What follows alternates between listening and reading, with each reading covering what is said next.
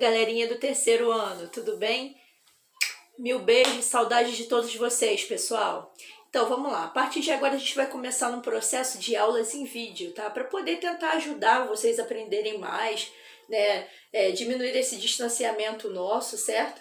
E aí eu pensei em fazer essas aulas explicando aquilo tudo que já foi postado para vocês antes, tá? Eu vou me empenhar agora na parte de eletrodinâmica, que foi nosso último assunto, né, para que possa esclarecer bastante dúvida, que eu tenho visto alguns alunos comentando que realmente eu me coloco no lugar e eu sei que vocês têm dificuldade de aprender só porque é um assunto novo, né? E é um assunto muito importante, é um assunto que cai muito em vestibular.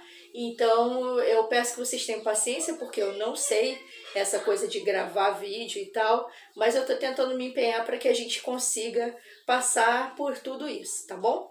Então, galera, hoje a gente vai começar a parte de eletrodinâmica, né, que já foi postado, bastante assunto sobre, mas eu vou fazer um apanhadão sobre tudo aquilo que já foi falado até o momento, tá bom? E depois a gente vai fazer correção de exercícios, num outro momento, num outro vídeo, tá bom? Então, vamos lá. Eletrodinâmica, diferente daquilo que a gente estudou lá no início, a eletrostática, a gente estudava estática parado, né, inerte. A gente estudava os elétrons numa condição parada, onde somente a interação entre as cargas elétricas, né, a força elétrica que um produzia em relação ao outro, ou o campo elétrico que eles geravam em torno de si, era importante, sem se preocupar com qualquer outra movimentação, qualquer outra coisa que o elétron em si poderia fazer, tá bom? Agora a gente vai se preocupar com efeitos externos que podem causar nesse elétron aí, gerando uma movimentação deles dentro de um condutor, tá ok? Então, eletrodinâmica, dinâmica vem de movimento. A gente está tentando falar o quê? Alguma coisa está acontecendo ali naqueles elétrons que vão fazer com que eles se organizem, se ordenem e ganhem alguma movimentação, ok? Esse agente externo, essa coisa que vai fazer com que eles ganhem movimento, a gente chama de diferença de potencial. É uma energia que vem de uma fonte que, quando aplicada ali essa diferença de potencial dentro de um condutor, contendo elétrons, ele vai fazer o quê? Vai fazer com que os elétrons se movimentem ordenadamente, buscando sempre um potencial maior, tá bom? Então, eletrodinâmica, estudo dos elétrons em movimento, tá? Não é nada tão absurdo assim de se compreender, porque a gente tem isso ao longo do nosso dia a dia, a gente tem muito isso, né? Por exemplo, seja você pegar uma pilha, coloca no controle remoto da sua televisão e você vai lá clicando para mudar o canal. Cada toque que você dá lá, cada clique que você dá no seu botãozinho lá, você está fechando um circuito elétrico. E isso só é possível porque é gerada uma diferença de potencial das pilhas que você colocou lá no seu controle, tá? E aí o que acontece? Essa diferença de potencial vai gerar uma movimentação dos elétrons daquele circuitinho lá, que vão fazer com que ele gere essa informação lá para sua televisão, que gere ondas eletromagnéticas e tal, que vão fazer com que haja comunicação entre o controle e a sua TV, tá bom? Mas isso aí é um assunto para próximos encontros aí, né? Essa coisa de ondas e tal. A gente só tem que se ater ao fato de que um circuito elétrico ele sempre vai ter uma fonte de alimentação, que é alguma coisa que vai gerar uma diferença de potencial. O que é diferença de potencial? Que a gente também pode chamar de tensão, tá?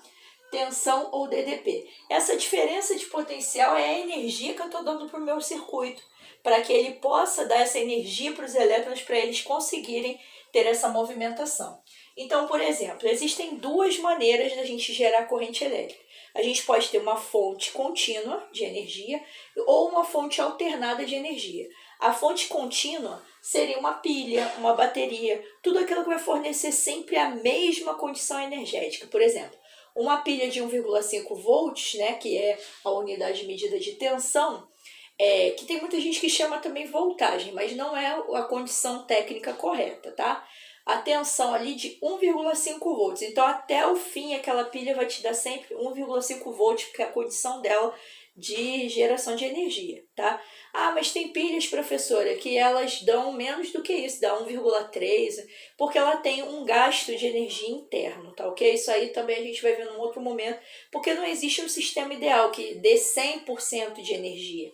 tá? Ele vai ter uma resistência interna aí que vai gastar um pouquinho de energia.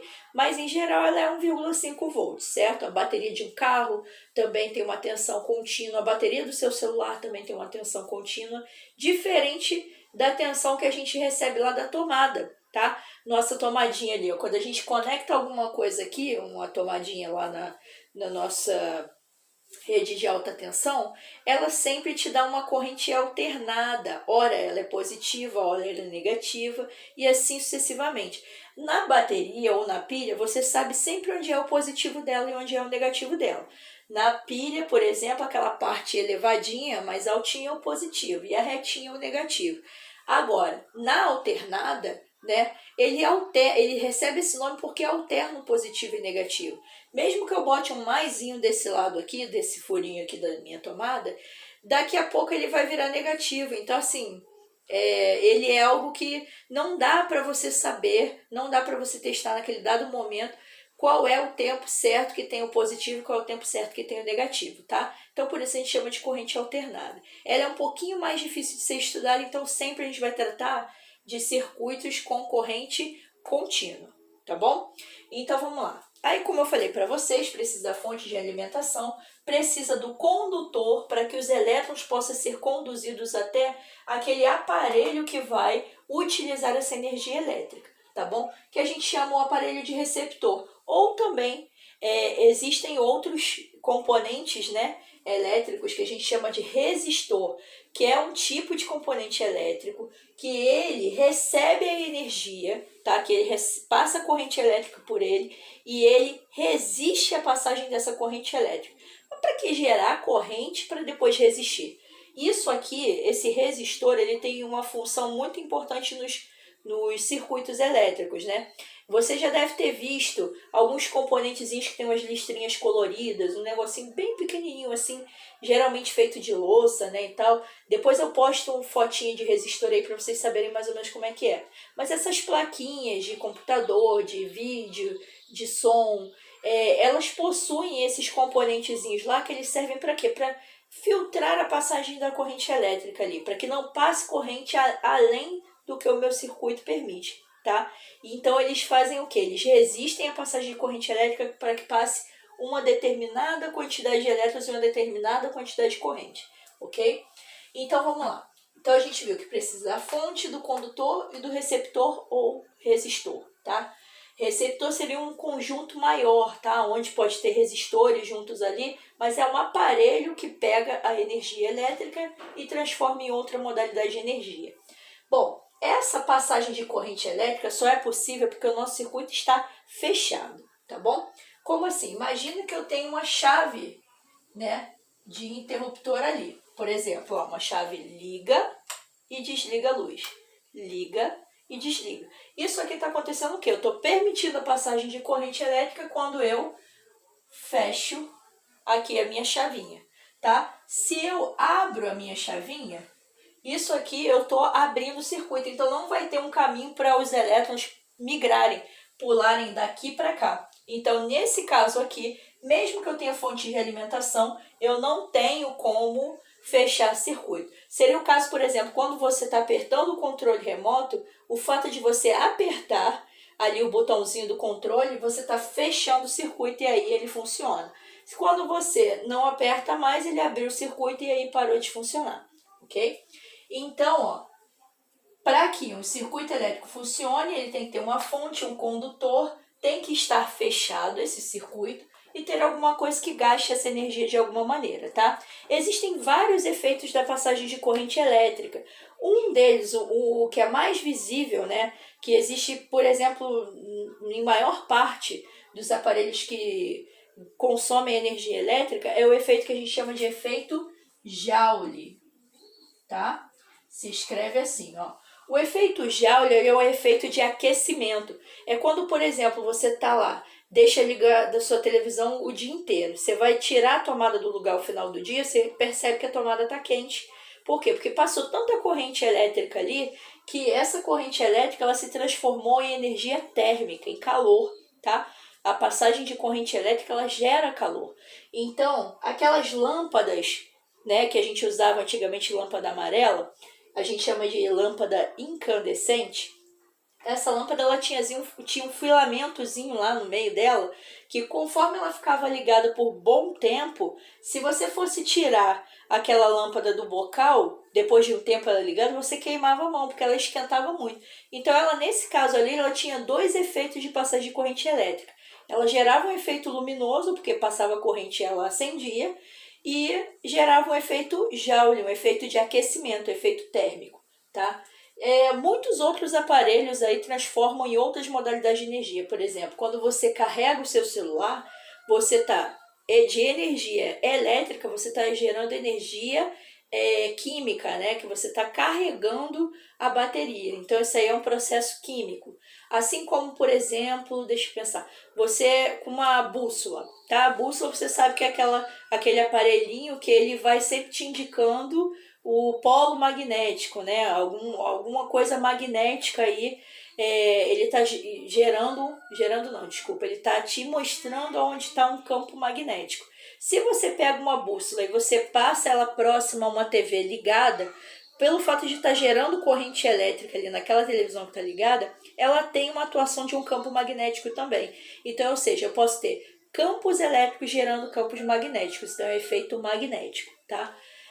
Existem vários outros efeitos, efeito sonoro, né, efeito luminoso, como eu já falei, e um dos efeitos também que a gente sempre comenta quando vai falar dessa parte é o efeito fisiológico, é o nosso famoso choque, tá? Se a gente gera uma diferença de potencial, peguei alguma coisa e vou futucar lá minha tomada, tá? Alguma coisa condutora, ou o que seja. Peguei e gerei uma diferença de potencial ali. Botei um no buraquinho do positivo, outro no negativo, né? Naquele momento, botei nos dois buraquinhos. Eu gerei uma diferença de potencial no meu corpo. Então, vai gerar uma passagem de corrente elétrica que vai gerar algum efeito fisiológico, tá? Que a gente chama esse efeito fisiológico de efeito de choque mesmo, né? Mas ele causa uma contrição muscular. O risco disso dependendo da quantidade de corrente que passa no seu corpo, isso pode gerar uma contração muscular tão grande que pode fibrilar os músculos do seu corpo. E lembrando que o coração é um músculo, né? E aí pode gerar uma parada cardíaca e assim também uma parada cardiorrespiratória. Então daí o ênfase aí na segurança de trabalho, tá? Quem for mexer com parte elétrica e tudo mais, sempre ficar atento às condições de segurança, tá bom? Lembrando que existem corpos que são condutores e corpos que são ditos como maus condutores, né? Como isolantes. Condutor é aquele que tem uma facilidade de perder elétrons, de conduzir o elétron facilmente, como por exemplo o fio de cobre, os metais em geral, né? Agora, isolantes são aqueles que têm dificuldade de passar a corrente elétrica por eles. O plástico, a borracha, né, madeira, isopor, tudo isso são materiais que dificultam, né, a passagem de corrente elétrica, tá bom? Que são considerados isolantes. Então tá, aí a gente está falando de tensão, corrente elétrica é representada pela letra I, que é dada por intensidade de corrente elétrica, que é o fluxo ordenado de elétrons, quando são submetidos a uma diferença de potencial. E a corrente elétrica ela é dada em ampere, tá? Letrinha A, que representa ampere, A maiúsculo. Devido também ao físico, né, que deu uma contribuição nessa área, que em relação ao nome dele, aí homenagearam ele colocando a unidade de medida como ampere, tá bom? Então, lembrando que eu peguei aqui esse fiozinho e coloquei ele ampliado para que a gente soubesse que quando tem uma diferença de potencial, um mais e um menos, tá, nos terminais desse condutor, ele vai ter os elétrons ordenados. Reparem que os elétrons estão vindo aqui do polo positivo para o polo negativo. Esse é o sentido que a gente chama de convencional da corrente elétrica. Por quê? A gente viu que os elétrons são cargas o quê? Negativas. Se são cargas negativas, ele vai estar sempre buscando o polo positivo. Então, a gente sabe que os elétrons são as cargas que migram dentro de um condutor. Um próton jamais poderia fazer isso porque ele está lá no interior do núcleo. E lembra que eu falei já na aula presencial que para o próton migrar, né, para ele poder sair do interior do núcleo é muito difícil. A gente precisava de uma energia que a gente chama de energia nuclear. Então, assim, é mais fácil a gente liberar o elétron. O elétron é a carga que migra, né? Então, como ele migra, ele sempre busca o positivo. Então, na verdade, os elétrons, depois de muitos anos de estudos, descobriu-se que os elétrons eles migram de um polo negativo, correto? Já que ele é negativo, buscando sempre um positivo. Então, do negativo para o positivo é o sentido real da corrente elétrica. Só que antigamente, as literaturas, né, os livros, os documentos que postavam assuntos sobre eletricidade publicavam que era o contrário, que era do positivo para o negativo. Porque achava-se que o sentido do elétron, nesse caso das cargas, né, seria daquela que tem maior potencial para de menor potencial, como é o sentido de uma força elétrica. Só que eles repararam que não era assim. Mas para não mudar toda a literatura, né, ao longo do tempo, o que foi feito? Foi feito um sentido convencional, que é o positivo para o negativo, que é o que sempre a gente vai estudar, sempre dessa maneira, tá? Saindo do positivo e entrando no negativo, mas a gente sabe que na realidade é o contrário. Mas a convenção é essa, tá? Positivo para o negativo. E a gente viu também em aulas anteriores que uma corrente elétrica ela pode ser medida pela quantidade de elétrons que eu percebi que passaram lá naquele condutor por um intervalo de tempo. Delta aqui é aquele N vezes E, lembra? O número de elétrons vezes a carga do elétron. Isso aí ficou lá para trás nas primeiras aulas. Eu não vou cobrar essa parte aqui para vocês, tá? Mas vocês precisam saber que se eu estou vendo quantos elétrons passaram, a gente pode fazer uma analogia. Por exemplo, corrente elétrica como fluxo de água vindo por um cano. Tá? Se eu tenho muita água vindo por um cano, então eu tenho uma corrente elétrica muito grande, porque eu tenho uma quantidade grande de água passando no intervalo de tempo que eu estou observando. Se um fio condutor fosse, por exemplo, um cano, né, fazendo analogia, eram quantos elétrons passavam ali no intervalo de tempo que eu estou observando. Isso é a corrente elétrica, tá bom? Mas a gente não vai se ater mais a esse cálculo, a gente vai pegar a parte mais prática disso, tá? A corrente elétrica como sentido geral. A gente vai falar um pouquinho agora sobre receptor e resistor, que receptor, como eu já disse para vocês, é aquilo que pega a energia elétrica e gasta de uma outra maneira, né? Transforma em outra modalidade energética. Dentro desses receptores eu posso ter a existência de resistor, ou também chamado de resistência. A gente usa muito, por exemplo, no chuveiro elétrico. O chuveiro elétrico ele possui uma resistência, tá? Que ele, quando a corrente elétrica passa por ele, ele vai pegar essa energia elétrica, vai aquecer, vai sofrer o efeito Joule e esse calor ele vai ser repassado para a água que você toma o seu banho, tá bom? Existem vários tipos de resistores, mas a gente pode classificá-los como resistores variáveis e resistores ômicos. Como assim? Resistores variáveis são aqueles que eles podem ter a resistência dele variando o valor mesmo, o valor absoluto dele. Ele pode crescer ou pode diminuir. Como, por exemplo, quando você vai usar o ferro elétrico, você pode botar na primeira etapa, na primeira fase, segunda, terceira. Conforme você vai aumentando, ele vai aquecendo mais. Então, aquilo lá é uma resistência elétrica que tem lá no interior dele que varia. Quanto menor a resistência, menos corrente, menos aquecimento. Quando você coloca lá uma resistência lá de uma etapa maior, ele vai resistir mais à passagem de corrente, ele vai aquecer mais. E aí o que acontece? Ele aquecendo mais, ele vai ampliar a temperatura de funcionamento dele lá, tá bom? O nosso chuveiro elétrico também é dessa maneira, tá? Mas a gente pode supor também a existência de chuveiros elétricos com resistência ômica. O que é isso, professora? Ômica? Devido a Ohm, também que foi um outro cientista que deu essa contribuição nessa parte de descobrir uma relação entre tensão e corrente elétrica por meio de uma resistência, tá? Aí vocês já chegaram a me perguntar, por exemplo, mas e aquela questão, professora, quando a gente leva choque, né? Quando tá lá no chuveiro elétrico e tal. Isso aí, pessoal, significa... Lembra que eu já lá no início falei para vocês sobre aterramento. No geral, um circuito elétrico ele tem que ter o positivo, o negativo, né? E mais um terceiro fio aí que seria o fio para aterrar. O que significa isso? Se ele tiver uma sobrecarga de corrente elétrica, esse terceiro fio, ele serviria para pegar essas cargas em excessos e jogar para o planeta Terra mesmo, que é um excelente condutor energético. Então, ele pegaria esse excesso de carga e ele jogaria fora, né? Tipo, neutralizaria no planeta Terra, no chão mesmo. É um fio que se liga ao chão. Aí o que acontece? Se o seu chuveiro elétrico dá choque, seu fogão dá choque, ou qualquer outro receptor que você tem em casa dá choque, é porque ele não está bem aterrado. Existe um excesso de cargas aí passando por ele, que quando você encosta, você vai estar sendo um condutor aí também, você vai levar aquele choquinho, tá bom? Então assim, sempre é bom que você verifique, não você, tá? As pessoas que no caso trabalham com a parte elétrica, elas possam verificar se a aparelhagem está toda ok, tá bom? Em geral não são choques muito grandes, mas não é legal você ficar manuseando aparelhos, objetos aí que tenham sobrecarga de eletricidade que possam gerar choque, né? Então, pessoal, o que acontece? Aí esse cara que eu falei para vocês, o homem, ele gerou também a unidade de medida para resistência elétrica, que ela é representada, ó, por essa letra grega ali, que é o ômega, né?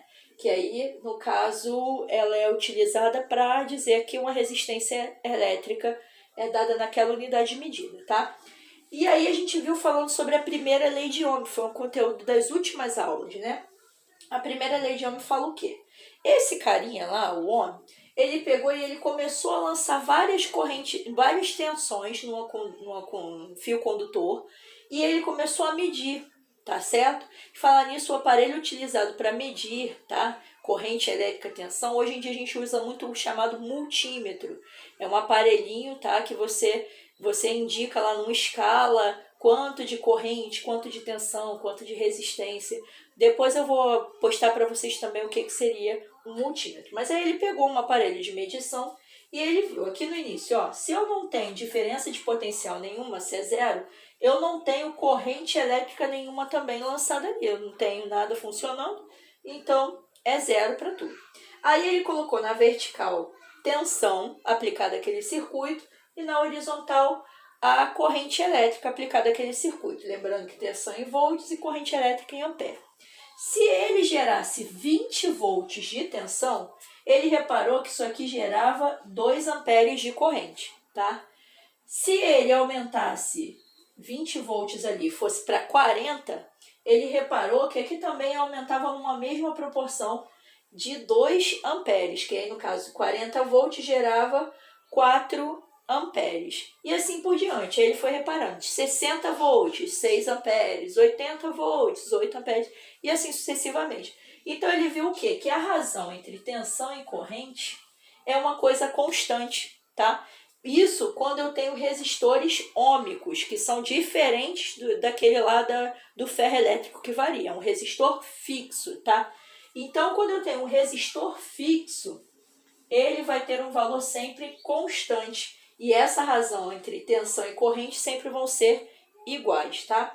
Então, ele viu aqui, ó, que essa resistência sendo fixa, que é um valor constante, ela era a razão entre V sobre I. Trabalhar com razão é muito ruim, né? Trabalhar com divisão. Então, ele pegou esse Izinho que estava aqui embaixo multiplicando, dividindo e passou aqui para cima multiplicando. Então, a nossa primeira lei de Ohm é a lei do quem vê, ri. Tá ok? Ó, V, que é tensão, é igual a resistência vezes corrente. Então, quem vê, ri. Aí ele reparou o quê? Ó, vamos pensar. Nesse caso aqui, se eu fizesse a razão, vou apagar aqui só um instantinho, tá? Se eu fizesse a razão aqui da primeira corrente e da primeira tensão, se eu pegasse a tensão de 20 volts e dividisse por 2, eu sei que isso aqui me daria uma resistência de 10 ohms. Se eu pegasse a mesma coisa e fizesse para de 40 volts dividido por 4 amperes, 10 ohms. Então, aí a gente está comprovando que realmente esse circuito aqui tem uma resistência ômica. Pode acontecer em alguns exercícios vocês terem o contrário, da resistência e a corrente vai te pedir a tensão. Então, é só você aplicar a equação da primeira lei de Ohm, tá? No próximo encontro a gente vai falar um pouquinho mais sobre segunda lei de Ohm. A segunda lei de Ohm ela só me fala o quê? Que conforme você tem um fio condutor, a resistência elétrica, a resistividade dele, ela é proporcional ao quê? Ao comprimento dele. Gente, imagina, se eu tenho um fio muito longo, se a corrente elétrica tem que passar por ele, ela vai passar por muitos, lá dentro, tá, de um fio, é todo um emaranhado, assim, tá, de malhas né, de material elétrico, material metálico, né? Por exemplo, fio de cobre é um emaranhado de fios de cobre lá dentro dele. Então os elétrons vão ter que passar. Quanto mais longo esse fio for, maior vai ser a resistência de corrente elétrica, vai estar perdendo energia ali ao longo desse caminho tão grande, tá bom? Agora, também a bitola do fio, o que é isso, professora? A bitola do fio seria a largura do fio, tá? Vamos supor que eu tenho um fio que é mais grosso, tá bom? E um fio mais fino. Vamos pensar assim, um fio mais fininho, um fio mais grosso e um fio mais fino. Então, olha só, vamos fazer a analogia de novo da água lá, tá? Se eu tenho um cano bem fininho e um cano bem grandão, qual é aquele que vai permitir maior passagem de água? Aquele que for bem grosso, né? Então, a mesma coisa para fio. Aquele fio que é mais grosso vai permitir mais passagem de corrente elétrica. Aquele fio mais fininho vai passar menos corrente elétrica. Só que, por isso que a gente vê vários fios de várias, né, grossuras lá e tal para vender na loja de eletrônica, elétrica. Isso aí, você tem que avaliar o custo-benefício, tá? Fios muito finos para você fazer uma ligação elétrica, em casa, não é aconselhável, porque você pode fazer com que ele aqueça muito, o efeito Joule, lembra? Que ele derreta e depois isso pode gerar um curto-circuito na sua casa. Tem fios ideais para isso, mas aí por conta disso você não vai lá e vai comprar o fio mais grosso que tiver. Por quê? Porque ele vai permitir uma grande passagem de corrente elétrica, ok? Não vai esquentar tanto, né, e tal, mas aí também o custo dele é muito mais caro. Então, para você poder botar para sua casa inteira, vai ser muito complicado. E certos tipos de aparelhos não permitem uma quantidade de corrente elétrica muito grande, tá? Alguns que têm resistência, como por exemplo micro-ondas e tal, eles requerem sim uma passagem de corrente, uma fiação mais grossa para que passe mais corrente. Por isso que você encontra aquelas tomadas que tem um pininho mais grosso, né? Por quê? Porque aquele aparelho ele requer uma passagem de corrente maior. Então, para isso, ele precisa de mais corrente, então o fio dele é mais grosso, tá bom? Então, assim, ou seja, a resistência de um condutor ela é diretamente proporcional diretamente proporcional ao comprimento dele. Se ele é muito grandão, ele resiste muito à passagem de corrente. E é inversamente proporcional à largura dele. Se ele é muito largo, ele resiste pouco, então passa muita corrente elétrica. Se ele é bem mais, né, fininho, ele resiste muito à passagem de corrente, então, ou seja, ele tem uma resistência mais elevada quanto mais fino ele for. Tá bom? Amores, espero ter ajudado. Nas próximas aulas a gente vai falar mais assuntos sobre eletricidade, tá? E aí essas explicações que eu dei hoje, espero ter esclarecido muita coisa, tá? Um beijão, fiquem com Deus e até a próxima.